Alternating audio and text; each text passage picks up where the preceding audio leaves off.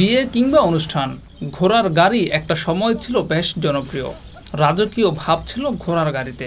তবে প্রযুক্তির যুগে আধুনিকতার ছোঁয়ায় সেই রাজকীয় ঐতিহ্য এখন হারিয়ে গেছে অনেকটাই। আধুনিকতার এই যুগেও অবশ্য গুটি কয়েক মানুষ ধরে রেখেছেন পুরনো ঐতিহ্য। তেমনই একজন ময়মনসিংহের ঈশ্বরগঞ্জ উপজেলার তারুন্দিয়া ইউনিয়নের গোয়ালপাড়া গ্রামের কিমকত আলীর ছেলে হারুনুর রশিদ।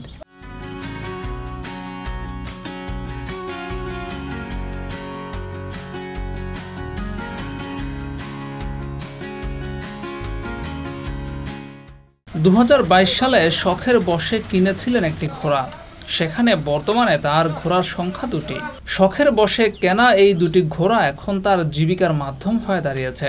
এই 2টি ঘোড়ার গাড়ি চালিয়ে এখন তিনি মাসে আয় করছেন 50,000 টাকা। গাড়িটা আমি কিনছি, একটা ঘোড়া দিয়ে সংগ্রহ করছি, করে এখন আল্লাহর রহমতে দুইটা ঘোড়া দিয়ে আমি গাড়িটা চালাইতেছি। প্রতি শুক্রবারে আমার পিতায়, তারপরে সোমবার হতে মঙ্গলবার হতে মাসে 40-50,000 টাকা এরকম ইনকাম হয় আর কি। এদিকে হারুনুর রশিদের ঘোড়ার গাড়ি এলাকা এখন বেশ জনপ্রিয়।